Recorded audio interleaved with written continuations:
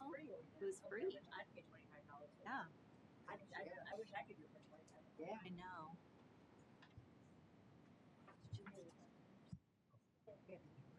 Oh, she is. There's all the way there. And it's out of Purdue, West Lafayette, but she has to go all the way to Indy. Yeah. We good? Plan on time? Okay. All right, if we can all stand for the pledge.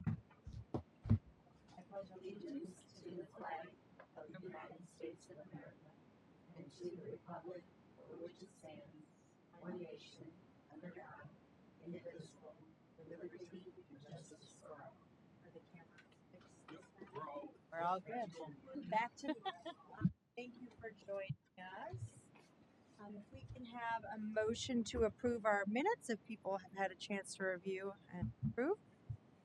Motion to approve. Second. Second. Yes. Dr. Brooks, Yes. Michelle, Yes.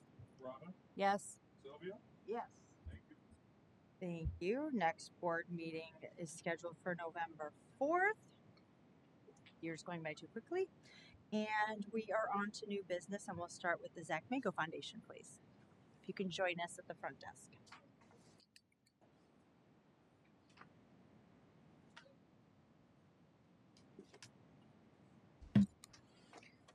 Hello, everyone. I'm Crystal Coffey, public health nurse here at the health department. I'm Teresa Mago with the Zach Mago Foundation. We have come here this evening to talk to you about sudden cardiac arrest. We've been in a partnership with the health department doing heart screening since November of 23, and we have been able to screen a lot of kiddos in Porter County. And we have worked out a model in St. Joe County where we are screening at the same place every month. And we would like the opportunity to provide screenings here in Porter County each month. So the thought is that we would do it like on the first Thursday of every month. So it's the same timing.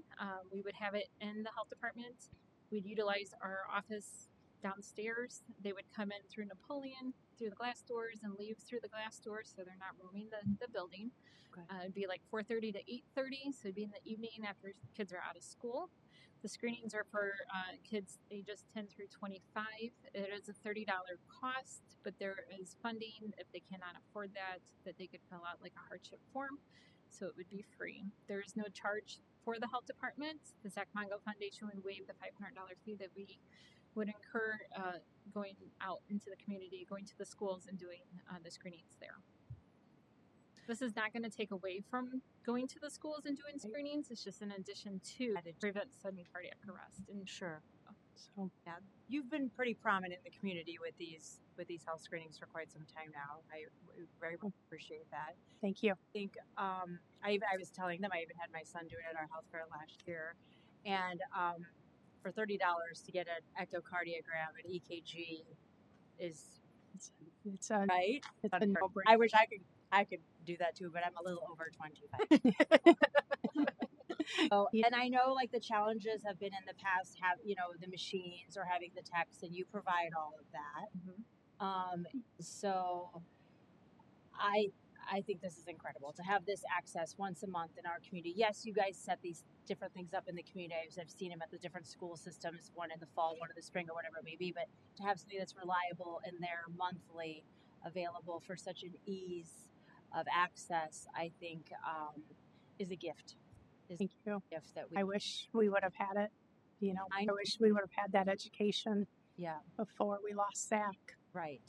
And so, can you give us your story? I'm familiar with the story because we've worked together for a while. But if on record we can have that. So Zach was 17 years old. He was 1 week shy of his 18th birthday when he laid down to take a nap. We were getting ready to go to Indianapolis. He had an AAU tournament coming up on that weekend, and laid down to take a nap, and he didn't wake up. There were no warning signs. There were no symptoms. We had no idea. And actually, in 2014, he had a heart screening with a pediatric cardiologist because the doctor thought she heard a heart murmur. He was cleared. They said everything was normal. No one said, hey, he's had a huge growth spurt, 9 inches in 18 months. Maybe we should check his heart again. And never did anyone say anything to us. He always passed his well child in pre participation sport physicals. And we could not have been more shocked when we found out that it was his heart. We would have maybe thought he didn't love to swim, but he had went swimming a couple days prior, and you know he sounded a little bit congested, and he's like, I got a cold. He goes, we were swimming in that river, and he's like, I just didn't like it. And so I would have thought, I don't know, we were shocked. Our world as we knew it ended, and a new one formed. And this year, Zach has saved 3 kiddos. 3 kiddos have had corrective heart procedures, and one little boy, his was extremely lethal. And Sam is alive because we chose to do something to honor Zach's life and legacy. Incredible. Incredible. Incredible. And I think you bring up a good point too. That, we do hear murmurs in kids and we get the echo or whatever. And then, yes, the growth spurt comes. And so that even if you had one at a young age, or your baby was born with a murmur and they followed that child till 5 and then they're cleared and they're done, we're done with this. And so it brings up a very important point that this doesn't end, until they're done growing, that we should still be following these things. And screenings are hard for everyone to get to, and especially when you have young people. So to have this be so easy, so accessible, it's truly a gift. And we say not one and done. No. We need to be rescreening at a minimum of every other year.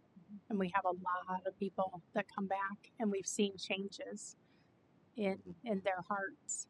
So, and I like that this is a private setting, that this, someplace you come inside and not necessarily at a school. Maybe kids feel a little self-conscious. I know, for boys, this is a lot easier test than for young girls, right? So, or young women. So I love that we can use our facility that has private, rooms and things of that nature, that we can provide this in that type of environment. Right.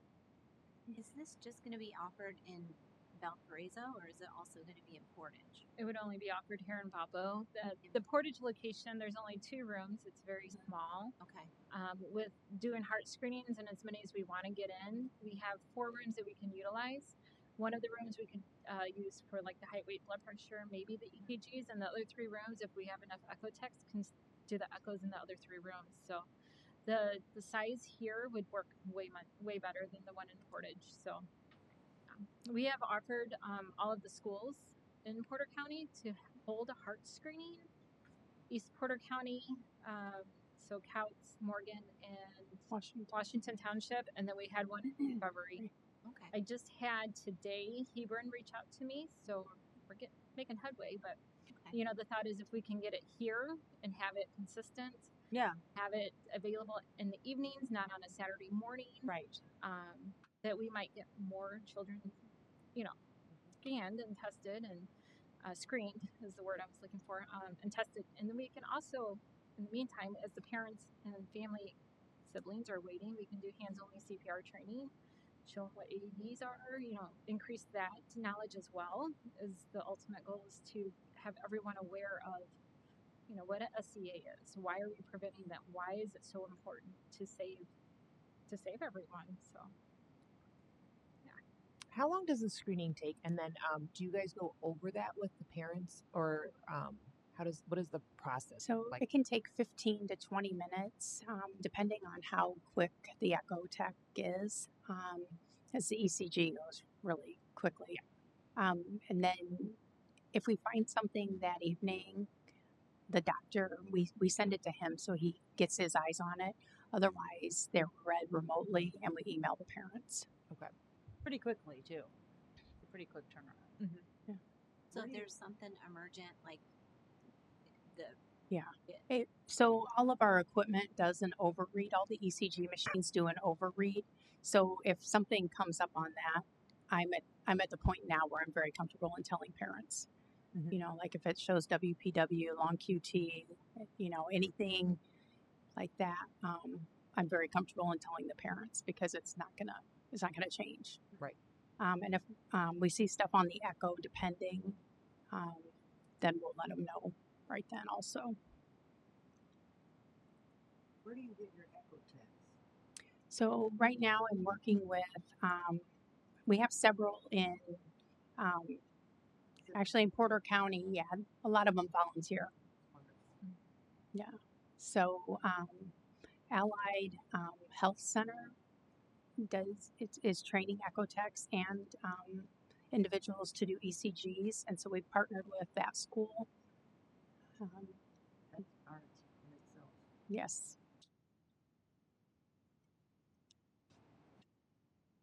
So anyone here with children ages 10 to 25, it's important that they be screened because that pre-participation sport physical Sure. is as useless as the paper it's written on. It's just not comprehensive. No, I think this is a great idea.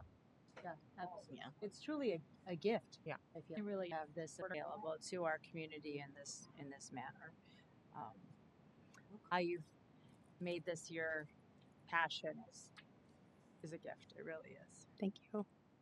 Yeah, and it's really turning like a bad situation and making good of it. So that's always encouraging too. You know. So Zach was the third student at John Glenn High School to die of sudden cardiac arrest. Oh wow. That's a lot of kids, Sure. and that's a small school corporation. Hmm. So How many kids have you screened? Do you feel like she was asking how many? we're over 4,000 now. Wow. So it's been accepted well. Yes. Mhm. Yes.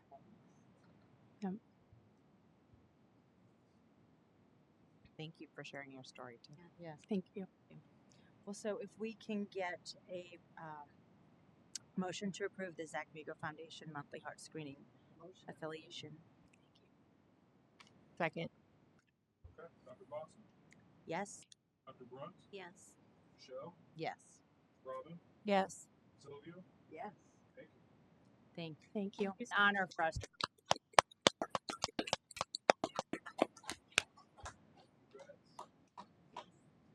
All right, if we can have Powers Health, a metabolic syndrome program.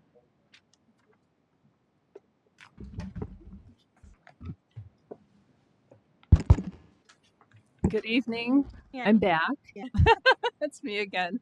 Lisa Kiger with Powers Health. And Christy Cleveland with Powers Health also. We're part of our outreach program here in Porter County.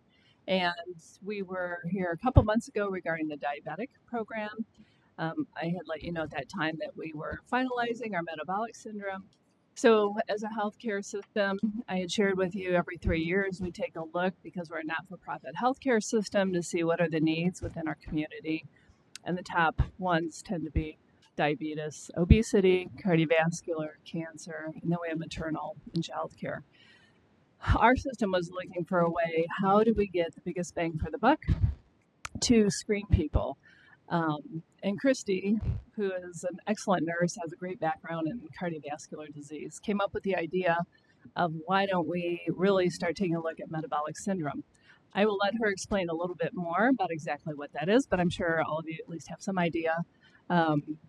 So we targeted really looking at folks doing a screening, mobile, in a way that we could order a lipid analyzer. It's a mobile unit, take that out into the community with test strips and screen patients. So if they pass the screening protocol, we saw high risk, then we would screen them very similar to the diabetic program that we had presented, but this would be more metabolic syndrome.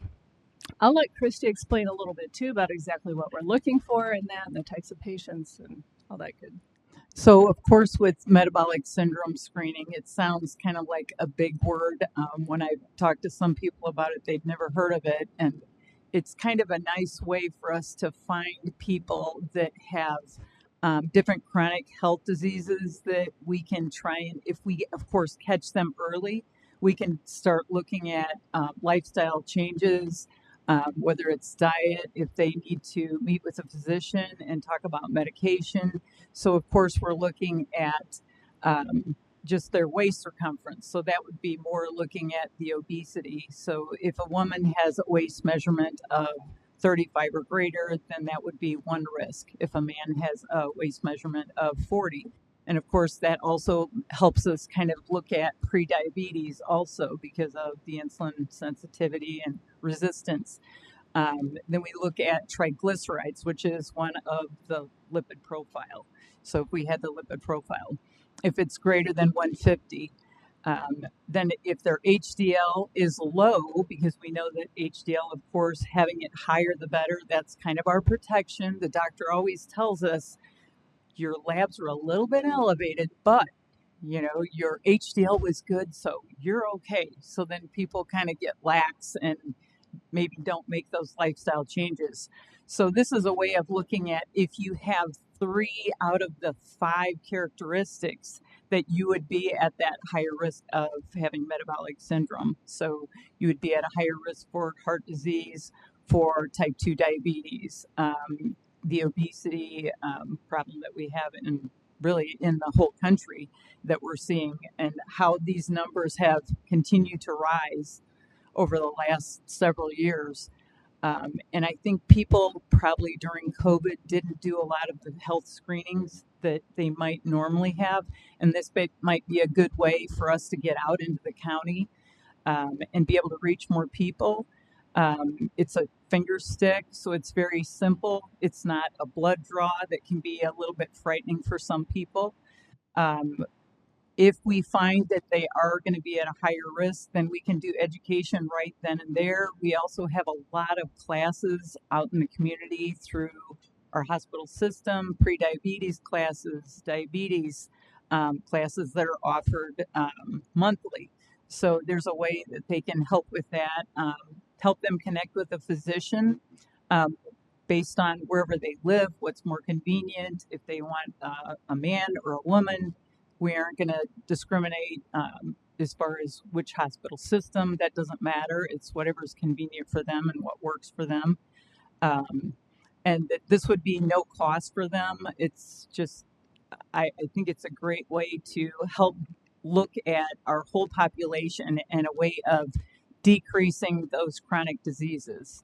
And hitting on all 3 of those, along with even cancer, I think is kind of where things stem. And I'm very passionate about risk factors of heart disease. And so helping people learn about those lifestyle changes that they can make can be a lot simpler for them. So, And you're checking blood pressure too. yes, So that's absolutely. a risk factor. Absolutely. So that's one of the risk factors of heart disease. We have guidelines that we are able to go by, so we can always follow those. Of course, it's a higher risk for even having a stroke, decreasing risk of strokes, heart attacks, diabetes. I mean, those are probably the bigger chronic diseases that we have. And of course, we want to be able to target those and help people make those lifestyle changes.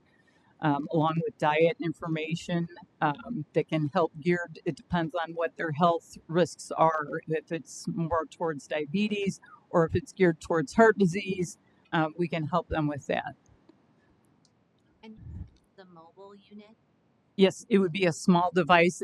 It's a small analyzer that would have strips.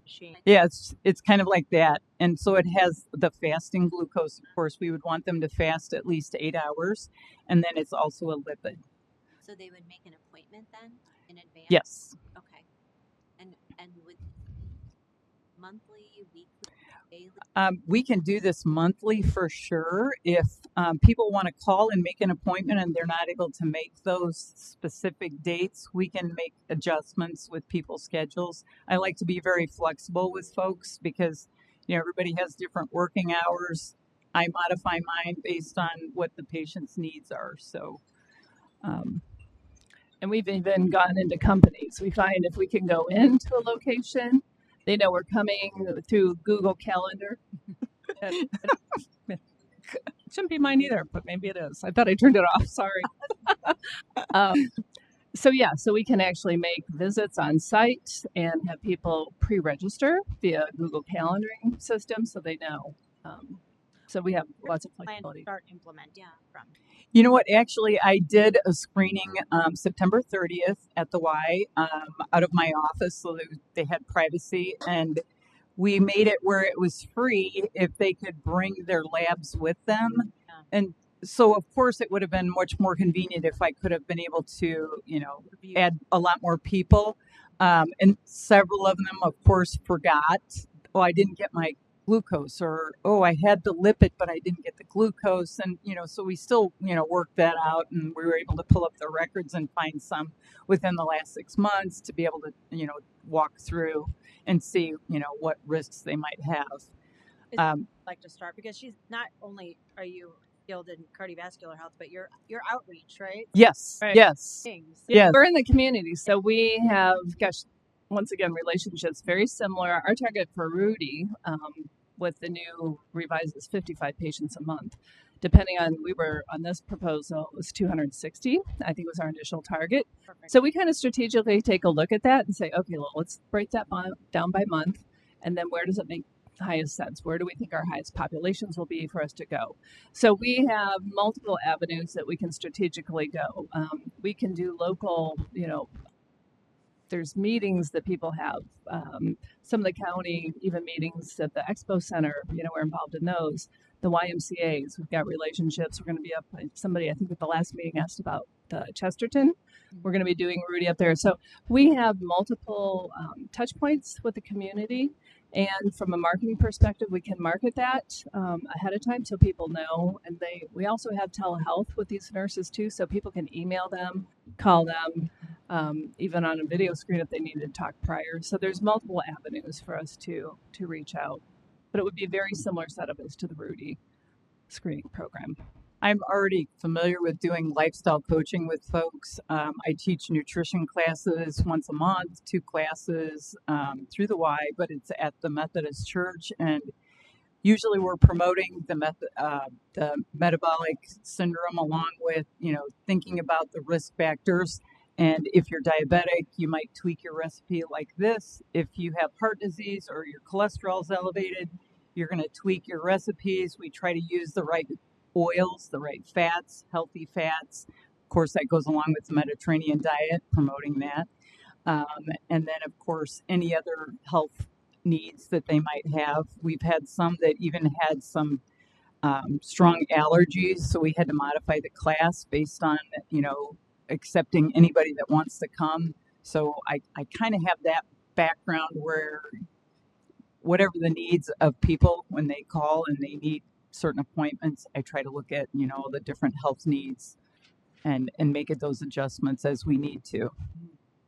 And meet them where it's convenient for them also, not that they just have to come to where my office is. And this makes it so much more portable to be able to go on site to multiple places and to be able to reach a lot more people. Well, and people don't even know, like Christy said, what metabolic syndrome is. So that's really our focus. We have all the extra things to take care of them once they figure out where they're at. The problem is our community doesn't even know what this is. So it's really about getting that out there from a marketing perspective, getting them screened, and finding those high-risk patients. Once we find those folks, we have multiple avenues to send them down that path, depending on what we find. So on the proposal, the big black sort of rectangle around 507 participants, was that the one that you're sort of targeting, or like, because there's different levels? Right. You said a Yeah. So the revised, and it's just go to the left. There should be a 260 participant column. 260. Yeah. So we're targeting the 260. That one, right? Yes. More in line of how we did the. Yeah. And I think if they need to reassess and back Yeah.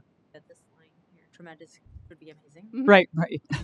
Here to talk more. Mm-hmm. I haven't seen. I don't know if I saw the revised one either. Yeah, this was the most. Yeah. I sent Matthew, I think.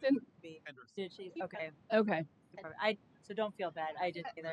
I didn't even like for some reason I couldn't even find it in the I don't know if she put it in the packet. email. Like a Oh, green- the main one, the first one was. I have a copy. Oh, is there? Maybe I. And then we removed the hourly Kind of. thing. Thank you, because I'm like. I Robin, yeah, that's sharing Yeah. with Or somebody. what you- We could- Would somebody like my copy that I have? I'm just Mine's not in color. like We get a lot of attachment. I can't even imagine. I have like I do. Yes. a million things I was trying to open up and It is. It does feel like a million times. Mhm. So we're looking at the 44.95 Mm-hmm. to help Yes. 260 participants. To me, it was very similar to what the Rudy did a couple months ago. Mm-hmm. So, and we'd be ready to start that quickly. We're ready. We just have to order. I also did look at the, we do not need to get a CLIA license, which we had to do. We can tie it in, which is really nice, to our Rudy one. Yeah. So once we get Once you have the shipment, we're ready to roll. So much faster than. I already have a date for one I'm already scheduled to do okay. with them bringing their labs, but this would make it a lot simpler. And you know the topic of obesity, which is certainly a hallmark of metabolic syndrome, is one of our primary goals, right? That we were Right. wanting to use our funding for, and so I think this fits right in line. And you know, we have highlighted goals along with everything else that we'd like to accomplish, and that's certainly one of them. And I think this is a great opportunity to work together to reach the goals that our community needs. Mm-hmm. And this is covering until July 26th. Yep. The- Yep. Yep.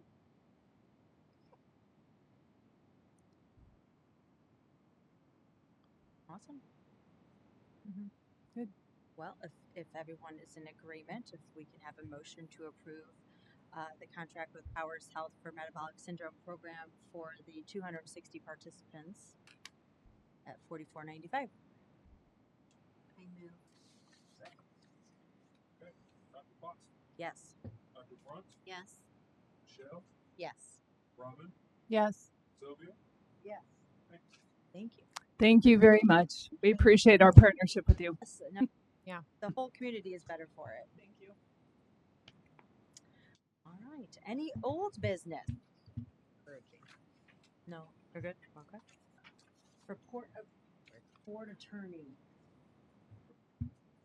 Well, I'm happy to be back. I had an 8 months hiatus, I think I said last time, and now I've done 2 consecutive ones. In between there, I should point out the 8 was the hiatus from coming to the board meetings. I was still doing things. I noticed that didn't make the minutes. You had a chance to amend. It's true. I am not on the board, so I can't admit. There's no additional update for this month from the attorneys. I wanted to let you guys know that any additional contracts or anything like that you can go look at, make sure that you are copying me. I will only say that for probably if I'm at the next month's meeting, that will be the last time that I say that. Anything else that you'd like us to review or proposals that you'd like to review for a memorandum of understanding. That is all that I have for this month. I do suspect that Dave will be back for next month's He meeting. has to miss us. He does miss specifically. And his wife is probably missing us. He actually, the entirety of it is he just balanced different board meetings this week and is gone on a vacation or something like that. He actually is not sick or injured, so I don't have to. Back. He's back. Yeah.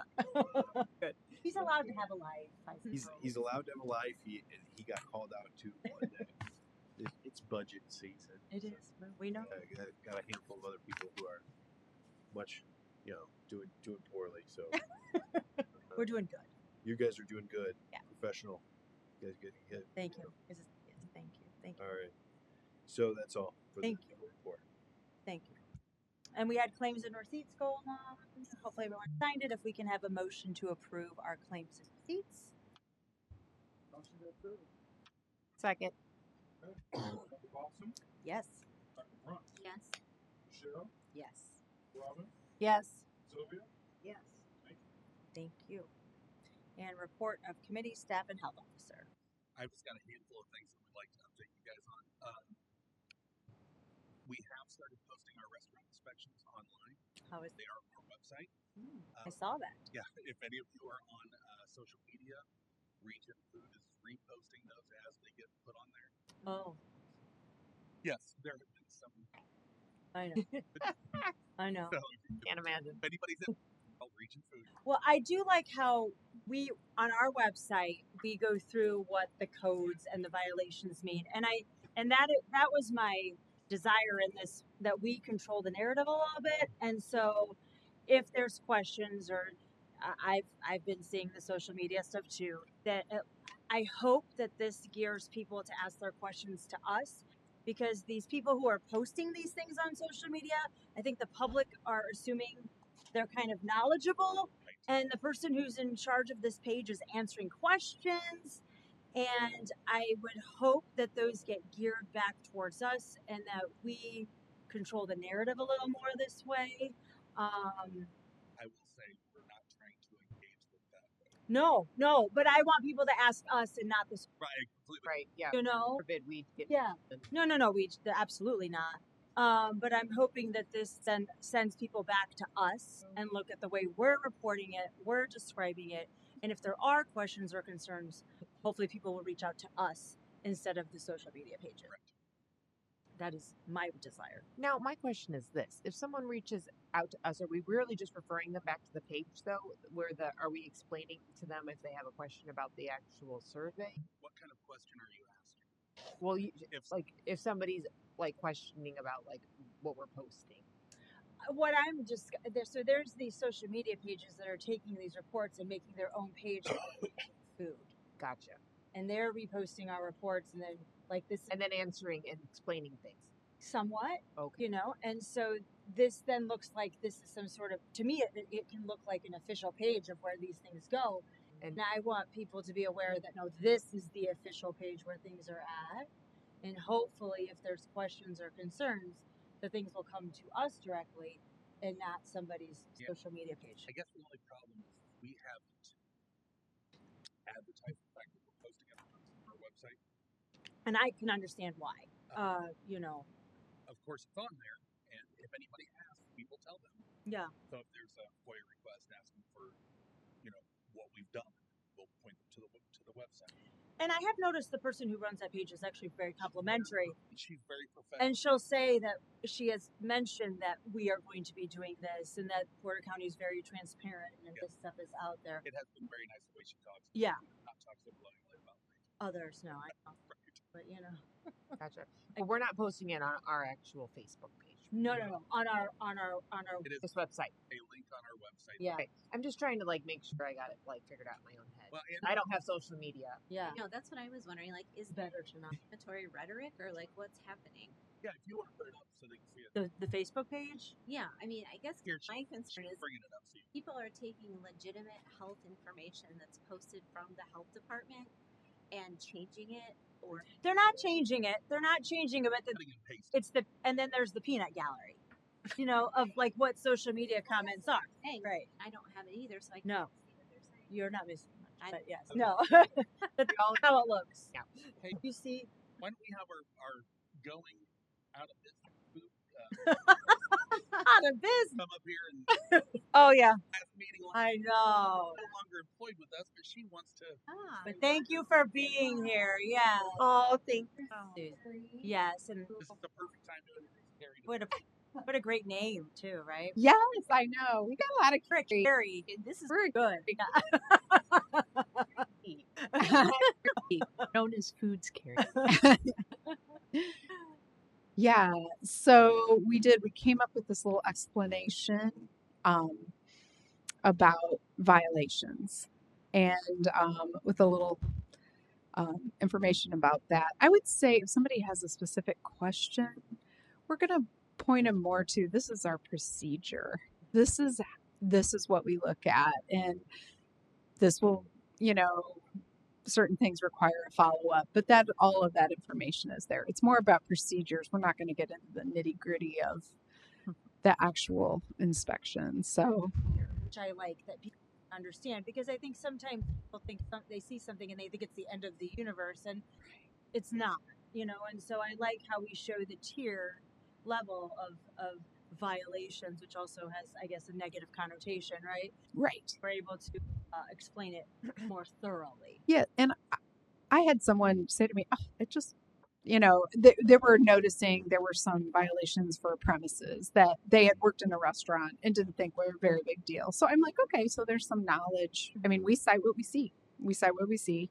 And there are things that they have to take care of. Then maybe they don't know the ins and outs of why we would cite that. But yeah, I felt like our little explanation at the top worked out very, very well. Yeah. And then yeah, Any negative feedback from like restaurants? some concerns, but not too mild. Okay. Yeah. Blame them. I get that. You know, I think it's just these things we know are commonalities and not as big as the words may look, you know, and especially on social media. Mhm. So And Yeah. what is the point of this person taking this information and reposting it? I mean, We're able to do it. yeah, I guess I She it doesn't seem negative in Okay. a way, but it's As kind of I done. don't know. like She was a journalist. She's a journalism major. She did this in Kansas City, and then she moved here. So she's doing it for Jasper County and LaPorte County and Lake County and us. So all of the counties. It's just something that, as journalism, she knows about the Freedom of Information Act, and she looked around her website, saw they weren't there, and she asked about getting them so she could post them. But I did email her officially and say, okay, I'm considering your FOIA request closed because now everything that you need will be posted on our website. And she was like, sounds great. And, you know, social media is a business in and of itself, right? So you have a page that gets a certain amount of followers. I'm not familiar with, but I'm sure there's something. Yeah, maybe I don't know. I honestly don't know. Advertisements. Well, You show them the inspection report and how that flows into the violation report afterwards. Absolutely. yeah. So monthly you'll be updated. Yes. Yeah. Yeah. So monthly it shows exactly what inspections were done, where, and how many violations. I mean, I kind of appreciate this. Just yeah. And you said there's many counties that do this. Yeah, they've done it for years. And our thing is, I mean, we don't give fines for repeats. We don't do a grade. We just basically leave them with the list to work on. Sometimes they do better than others. We have an enforcement procedure already to get compliance. But that's a big job. So yeah, that's all I know is that she used to do this, and so she is aware of this and decided to do that. I think so. She came and visited when we had our open house, and I think at that point it was just under her name, not her real last name. I think she had 40 followers, maybe, But then now she did this repackaging, Region Foods. She's so yeah, a lot. there you go. Yeah. Yeah. There's your answer. Congratulations. I almost feel like we owe it to our establishments for us to be the people who are putting this information out. I think I don't know. I'm not. This isn't where I'd want to be either. But I think if we're getting all of a sudden this, and they're within their rights to ask for these records, then I'd rather us be in charge of the narrative and the information without the other. 100%. And Carrie, I mean, I believe you guys have said as they've been in the field, just so you know, this is happening. We did. Yeah. We've been communicated that for a long time. They're aware of. Yes. We'd hate for them to get any pushback. Yes, we talked with them, and we had talked about how our inspectors go through continuing education. They're ServSafe certified, constantly talking to each other, working to be as consistent as 4 separate people with 4 separate pairs of eyes can be, and just having that continuing to work on that. We don't ever want to come across like we're picking on someone. We cite what we see, and we talk it over as a group, and they're really good about that, to be consistent and accurate in what they see. Thank you. Well, Yeah. Hey, I'll miss you guys. Thank you. No one's gonna miss her more than us. We're Heartbroken, but they're in good hands. They're gonna. We told her we'd be staying at her house in Fishers when we go Yeah. to Indianapolis to go to the How we doing? Come down to Indy. Thank you for. I know this was a big labor of love for you as well. To get Yes, Demetrius I know and Tyler Tech. this, and so that doesn't come unappreciated. Thank Thank you. you. Thank you. Safe travels home. Thank you. Crystal is going to give you on the Heart Safe community push. It's your day. And then Yes. if there are any questions, Crystal's going to help with that. Begrudgingly comes down.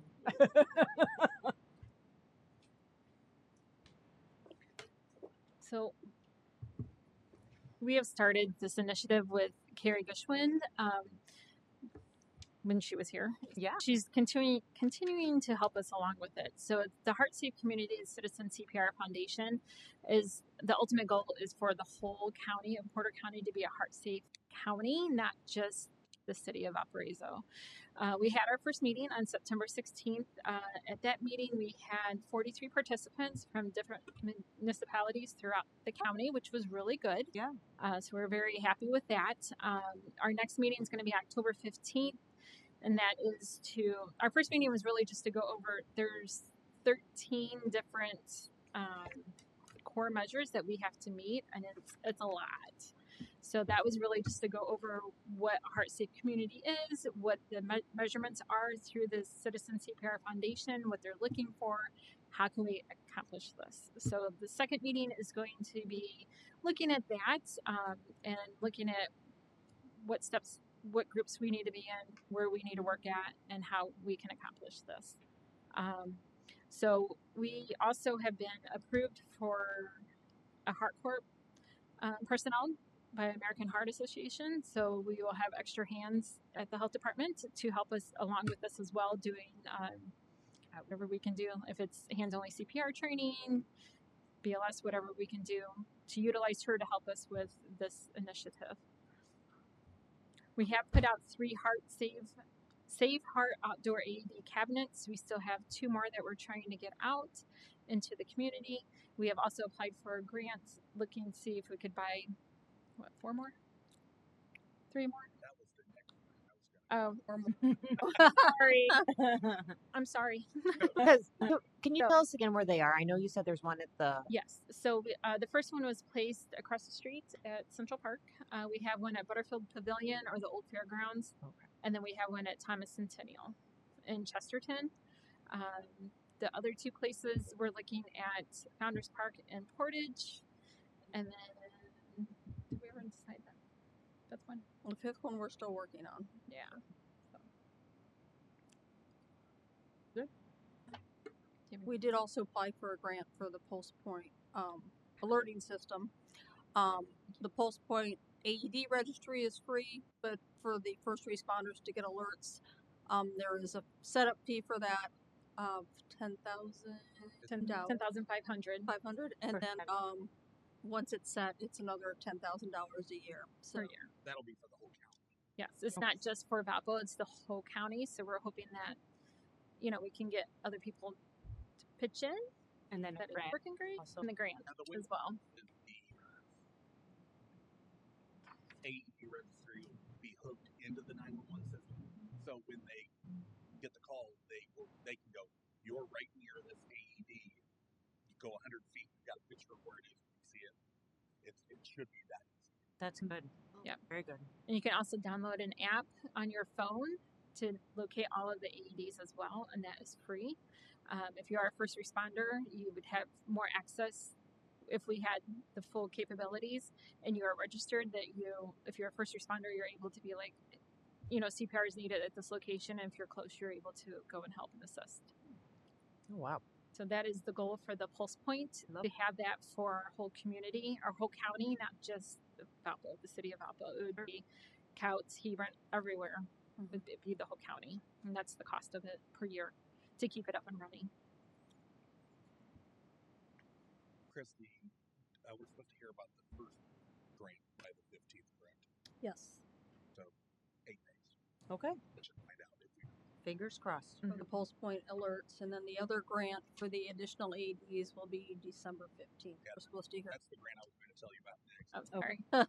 For the sewer of Indiana Motive for up to $15,000, Mhm. and it has to be used for equipment. So we applied asking for more AEDs in the cabin, Okay. and that's what we use that money for. Yes. And of course, we're asking you if it's okay to apply, but it was a very short window that we had, so we had to apply for it, and then of course ask you now. How much are the AEDs? Yeah, that's what I was gonna ask. It depends on how many you buy at one time. Really. It does. So we Oh, get it Buy 3. with our partnership with Zach Mongo Foundation. She is able to get a pretty deep discount for us. Okay. So the last one was $1,655 for the AED with the discount because we bought in bulk, and then the cabinets was 3-something. 3,000. Right, just over 3,000. So close to $5,000 total, I think. With the cabinet and the AED itself. Right. You need our approval to apply for the grant, or once you get the money, then for us to appropriate. I think you Probably apply, right? Both. You already applied. I apply for all the grants, Yeah. right? I don't think we're ever putting down a grant Yeah. application at this point. I know when we have to appropriate the funds, certainly, but I applaud you guys looking out there and searching for these grants. I mean, this is what we have her for, and she's great at doing it. So, especially as things get tighter and tighter for us, we have to be creative and looking for these things. So, I am more than approving of searching for these grants. Second. I don't know. Yes. Motion. Yes. Rob, Yes. Sylvia, Yes. thank you. Thank you for your support. We appreciate it. Thank you for what you do for the community. Yeah. Mm-hmm. Really amazing. And then the last thing I had was our nursing team has been very busy at the start of this month and through the whole month. And I wanted to talk about a few of the things that they were doing. They're doing flu and vaccination clinics at 5 long-term care facilities, 2 schools. They're doing 3 outreach with the mobile unit to the Salvation Army to do vaccinations. They're going to do vaccinations at the Port City Hall and the City of Valparaiso for the employees. And then they're also hosting multiple CPR and testing sessions for that. So I just want to say with Jess running the nursing department, that whole thing is running like a Swiss clock. They're doing such a great job. And it is her baby. Yes. They're doing a phenomenal job. Yeah. I'm very Couple weeks. to have the team that we have. Yeah. So Yeah. Oh, yeah. I was gonna say. I thought it. And I to go out to the people is just incredible, especially with the skilled nursing facilities, all this stuff, to go out to people's jobs, the different city municipalities. I thank you. Yeah, you guys are incredible. Mhm. The school stuff, all of it, amazing. oh, and they have their Baby shower. Yeah. Yes. it was on the 17th. And you as still no cost, right? Little minimal cost. Minimal. Yeah. I mean, I think maybe we gotta buy some tablecloths to put on that table. It's really good. But we found out the tables were really nice. Need some pumpkins. Yes.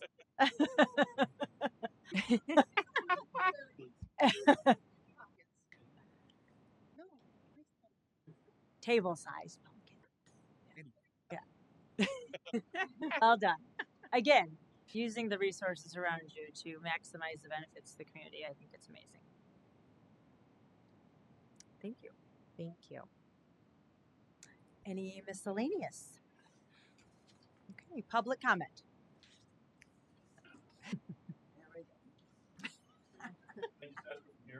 Yeah, no. Yeah, you. when you say table size, I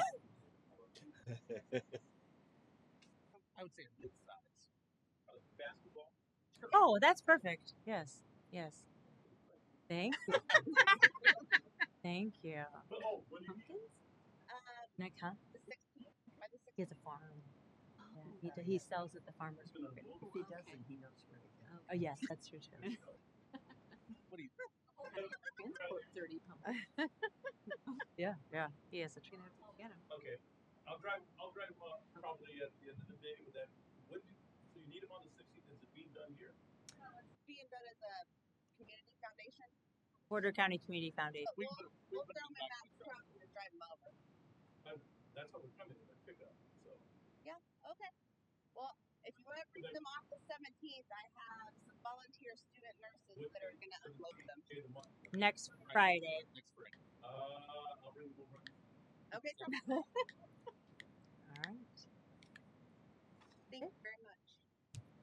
And with that being said, all in favor of adjourning, say aye. Aye. Yes. All right. So we'll see you in November. Whew.